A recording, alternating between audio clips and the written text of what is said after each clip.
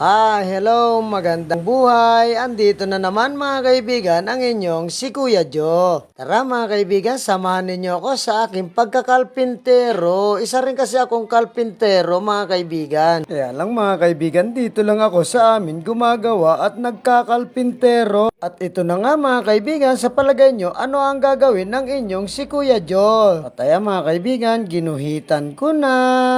Kaya lang, ang pinangguhit ko, pait. Wala kasi akong lapis mga kaibigan. At ginamit ko na nga mga kaibigan ang pait-ipit ng aking kaliwang paa at hawak naman ng aking baba at kaputol na si braso ang mabigat na si martilyo. Ayan mga kaibigan, inukitan ko ang magkabilang dulo ng tabla. Ano nga kaya ang aking gagawin? Ops, dahan-dahan, baka mapukpok ang paa. Uy, parang medyo nakakahilo din magpukpok mga kaibigan. Nakakalog kasi ang aking ulo. Teka, ako'y medyo pinawisan. At eto na nga mga kaibigan, pinalalakihan ko pa ang ukit para magkasya yung aking ilalagay na kahoy na 2x2. Diba mga kaibigan, malakas din pumukpok ang aking baba at kaputol na si braso.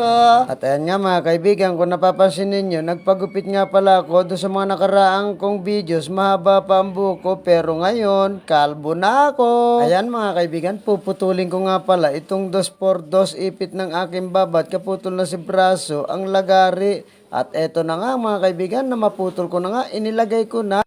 At ayan mga kaibigan, pinukpok ko na ng pinukpok na pinukpok na pinukpok. Diba mga kaibigan, ang lakas kong pumukpok ano, ayan pukpok na pukpok pa. At syempre, ayan mga kaibigan, nailapat ko na, pinakuan ko na.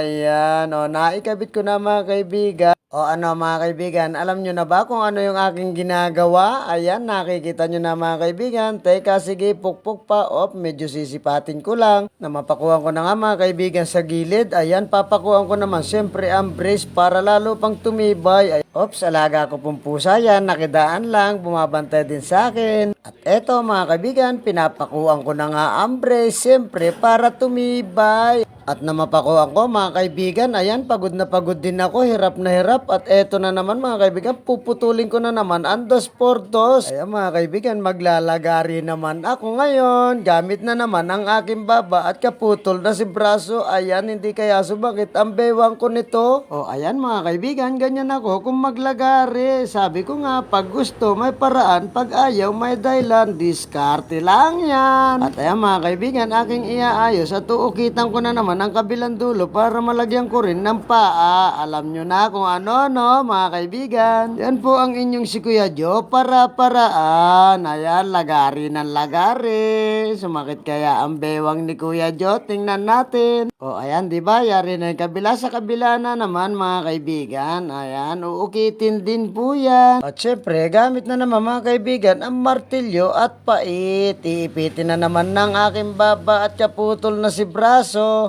Teka, parang kulang pa yata sa lagari. Lagari pa ng konti. Ayan mga kaibigan, ganyan po maglagari ang inyong si Kuya Joe. Sobrang lakas din pumukpok ng martilyo. Sobrang lakas din pumalo. Ayan mga kaibigan. Pagkayari kong ukitan mga kaibigan, lalagyan ko na ito ng paa. Buti pa yung aking ginagawa. Kompleto ang paa. Pero yung gumagawa si Kuya Joe, isa lang ang paa. Shout out nga po kay Charlie Galang ng Japan. Hello po, magandang buhay. Kumusta po kayo dyan? Ingat po.